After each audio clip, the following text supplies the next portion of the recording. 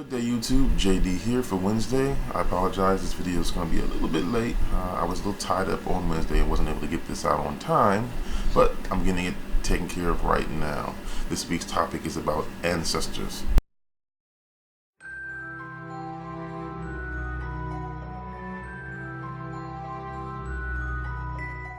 This week's question comes from Connor. Could we please do a week on ancestors? Would you give the basics on venerating them and how to include them in your daily life and practice? I feel that I've been overlooking them and I found it hard to get into this. Thanks. Excellent question, Connor. Thanks for asking it. Ancestors is one of my most favorite topics. I do love talking about ancestors of all types. I know I brought up in the past on this channel, I've talked about the ancestors of men who love men, or whether or not you are a man who loves men, it doesn't matter. The information is kind of sort of relevant to the same side of things. It's important to look to them for different things.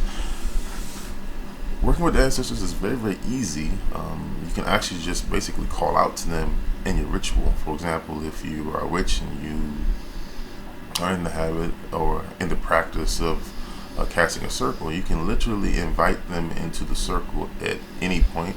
I like to invite them into the circle first, especially if I'm working on some things that are a little bit more, I want to say dark or gray, because I feel that the ancestors can provide wonderful protection and guidance.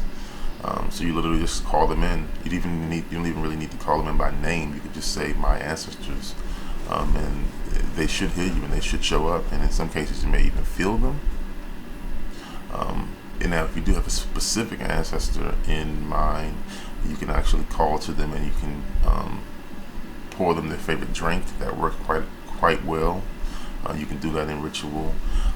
When you have your meals, it's very, very important when working with ancestors. You can definitely offer your meal to them before you begin to eat it at any one of your meal times, breakfast, lunch, dinner, a snack. You can literally just say, hey, this candy bar. I know it sounds weird, but you can literally dedicate your candy bar to your ancestors, and they should hear you and they will partake in that. And let me tell you, they'll be very, very grateful that you did that, because there are many people out there who feel the way you do, but they don't seek help.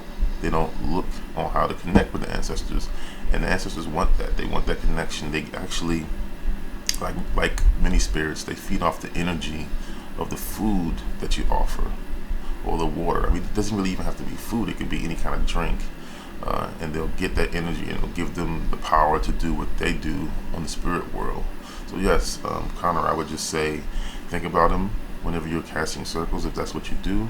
Think about them when you eat your meals, and verbally offer your food and drink to them, and they will love that greatly.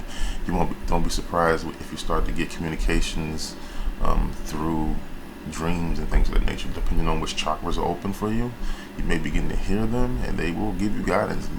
There could be times when your life could be in danger, and you'll get nudges from your ancestors saying which way to go or which road to take and things like that after you've built this relationship with them. So definitely, Connor, that's a wonderful question, and it's probably a sign that you asked that question. So definitely go ahead and try one of those things if you haven't already.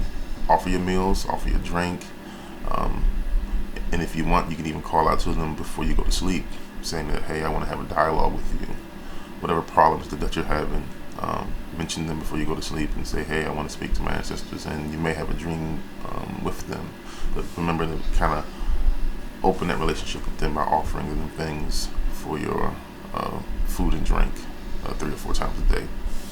I mean, it's not like you have to do that, but it's a wonderful gesture, and they will appreciate it. Connor, thanks for the question. That was amazing. I want to know what you guys think. Go ahead and comment down below. How do you get connected with your ancestors? Do you do it? Do you invite them into your circle? Do you? At what point do you invite them into your circle? What offerings do you find best work with your ancestors? I want to see those down below, so that way you can help Connor and maybe somebody else who's looking for this video. Thanks so much for the question. I look forward to the next one. Blessed be.